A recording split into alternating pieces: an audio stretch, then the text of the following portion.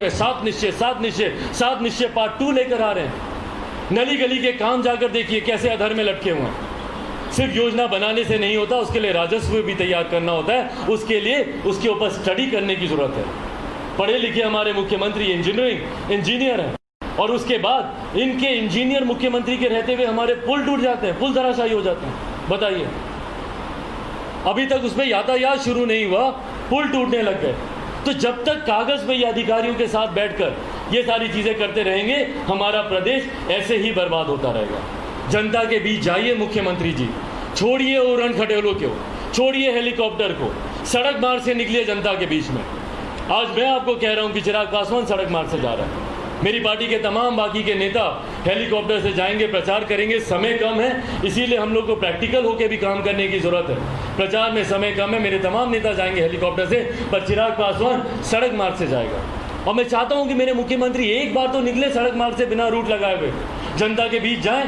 बोलते हैं कि भैया पटना के किसी भी कोने से, एक कोने से दूसरे कोने में 4 घंटे में, 4.5 घंटे में पहुंच जाएंगे। भाई आप जाके दिखाइए, यहाँ से गोपालगंज जाके दिखाइए, यहाँ से सीमांचल के इलाके में सड़क की हालत देखिए कैसी है, जिसको आप गिना रहे हैं, आप जाकर देखिए। एक दिन में भी अगर आप पहुंच गए तो जो आप कहेंगे मैं हारने को तैयार हूं। इस बदहाल स्थिति में आप हमारे प्रदेश को ले आए हैं, और उसके बाद आप कहते हैं कि भैया हमने तो इतना विकास किया। कुछ लोगों को विकास दिखता ही नहीं है, कुछ लोग तो जानता ही नहीं है, कुछ लोग तो पढ़ता ही नहीं है। भाई पढ़ते हैं हम लोग, युवा मूर्ख नहीं है बिहार का जो आप दिखाना चाहते हैं। बार बार युवाओं को लेकर आप बोलते हैं कि भैया अनुभवहीन है, पढ़ता नहीं है, जानता नहीं है। नहीं है भैया, बिहार के युवा अनुभवहीन, जानकार हैं, जागरूक हैं। मत हम लोग के ऊपर इस तरीके के लालछन लगाइए, मत हम लोग के ऊपर इस तरीके के आरोप लगाइए। हम जानते हैं कि आपकी युवा विरोधी सोच है, पर आज की तारीख में जो बिहार का युवा है वो अपने हक अधिकारों के लिए लड़ना जानता है, जागरूक है। पूछता है हमारा युवा कि क्यों हमारी डिग्री 6-6 साल में कंप्लीट नहीं होती। दीजिए जवाब, दीजिए मुख्यमंत्री जवाब। जब हमारे छात्र पूछते हैं कि ग्रेजुएशन का 3 साल का कोर्स 6-6 साल तक क्यों चलता है, दीजिए ना। क्यों आप उनको डिग्री नहीं देते हैं? इसीलिए नहीं देते हैं कि भैया इसको डिग्री मिल गई तो कल को रोजगार मांगेगा। रोजगार कहाँ से देंगे? रोजगार तो है नहीं हमारे पास देने के लिए। तो रोजगार नहीं मांगे तो तुमको हम डिग्री नहीं देंगे, क्योंकि उसके बाद जब वो बोलेगा तो बोलेंगे अरे पहले डिग्री तो लाओ, पढ़ोगे तब ना रोजगार मिलेगा। तो पढ़ेगा कैसे? डिग्री नहीं मिलेगी। तो एकदम विशियस सर्कल बना दिए हैं, भंवर बना दिए हैं। जहां से शुरू हो रहा है वहीं खत्म हो रहा है, फिर वहीं से शुरू हो रहा है वहीं खत्म हो रहा है। समस्या भी वही, समाधान भी वही, समस्या फिर वही। तो जहां से आप शुरू करते हैं घुमा फिरा के वहीं पहुंच जाते हैं।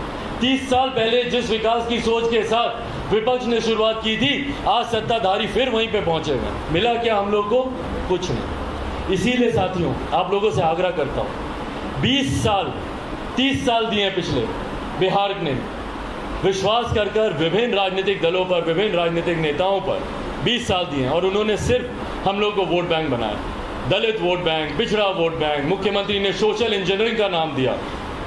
अति पिछड़ा वोट बैंक उन्होंने तैयार किया, महादलित वोट बैंक उन्होंने तैयार किया। भैया उसके बाद किया क्या बताइए तो? क्या अति पिछड़ा समुदाय जुड़ गया मुख्य धारा के साथ? क्या महादलित जुड़ गए मुख्य धारा के साथ? सब खुशहाल हो गए, सब समृद्धि आ गई। यहाँ पे कोई बिहारी अब दुखी नहीं है। भाई वोट बैंक बनाने से नहीं होता। हाथ में जब तक आप उनके इनकम नहीं देंगे, जब तक आप उनको सशक्त नहीं बनाएंगे, जब तक आप उनके हाथ को ताकत नहीं देंगे, जब तक प्रति व्यक्ति आय, पर कैपिटा इनकम हमारे प्रदेश की नहीं बढ़ेगी, तब तक कोई विकास नहीं होगा। जातियों में बांटने का आप काम करते हैं, सर्व समाज को आपको एक साथ लेकर जाने की आपको बात करनी चाहिए।